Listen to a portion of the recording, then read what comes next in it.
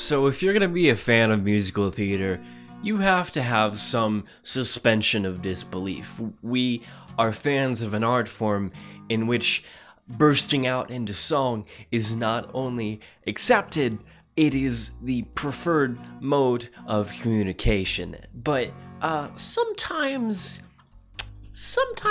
logic gets bent a little too much and it snaps, and you have to be like, this does not make sense. Here are 5 musicals that make 0 sense. Number 1, the producers. The whole thing about the producers is that, like, hey, we're gonna make a bad show and then nobody's gonna come to see it, so we'll get to keep all of the fundraising funds that we got for it. Okay, 1, if you could just seduce a lot of old ladies into giving you money, it seems like you are a gigolo already, and that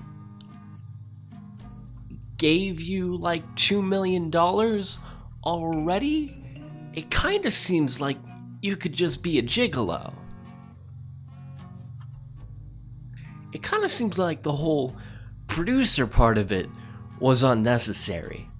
I kind of think you have your niche already. And two, okay, they're wondering, oh, why did our show succeed? Where did we go right?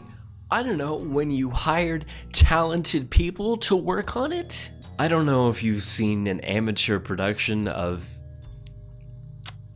anything ever, but it's like super easy to create something that is boring. It's like really easy to create a bad show without even trying. They go through a lot of effort to make sure this thing bombs. I mean, they called in a lot of favors. They could have just been like, all right, let's adapt something. Let's adapt something that's been done a million times before. What? Nobody ever seems to have much interest in it. Moby Dick. You didn't have to create a bad show. You just had to create a normal show. The moment that old wooden boy man guy walks into your audition room, you say, no, that's our Hitler, not the German guy who really wants it and can sing in German and is German and ostensibly talented to some degree. You say, no, we want the little wooden boy man. Because that's how you get a bad show. You're welcome. 2, Rent. I want to talk about money in Rent. Particularly, how nobody has it. And I don't understand how they live. How does anyone pay their rent in Rent? Okay, so Mark and Roger have their agreement with Benny or whatever, but how are they eating? They don't seem to have any jobs, and they're living in like the most expensive city in the world, or one of the most expensive cities in the world to live in. Also, Mark sold his guitar for a car, but those two things do not equal the amount of money that the other one is, unless that's a really nice guitar, which I doubt. 2, Collins is like, hey, I'm not teaching at NYU anymore. What I'm gonna do instead is I'm going to become a felon and rig this ATM machine to give out free money. You are so going to prison forever for the rest of your life. In what world does a bank see hundreds and or thousands of dollars, we don't know how much, just disappearing out of one of their ATMs and not do anything about it? They're going to prison. Probably all of them. The cast of Rent is in prison right now. 3, Spring Awakening. Moritz is like, but he does. He does exclusively sadness. What's that about? 4, The Phantom of the Opera. Now, I don't know much about running a business. You could say I know next to nothing about running a business, but there is one thing I do know about running a business.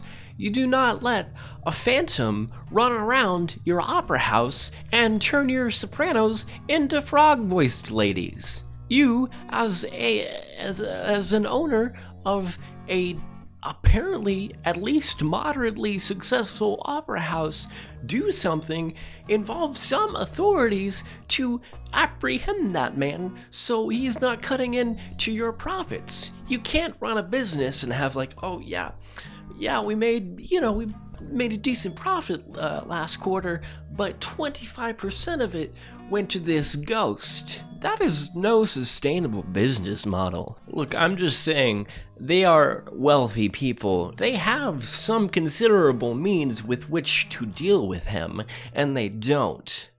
That's just a bad business plan. 5.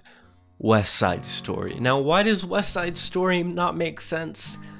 I'll tell you why. If you've ever been stabbed, which I know I have, you know that you don't die immediately. Especially if you get hit in the gut. You'll bleed out, but it's gonna take a while. It's gonna take a while. People survive serious knife wounds like all the time. People get stabbed dozens, hundreds of times and like make it out of it okay. And they're just like, oh, alright, I guess I'm dead now. Woo! Bye, guys. So chances are, when the authorities show up and they see the Riff and Bernardo laying there, they probably take him to the hospital and they're probably fine, which means that the rest of West Side Story is based on a lie, because both sides assume that their person is dead, but they just got stabbed once. It's not like they got Sweeney Todded. They're probably just in intensive care.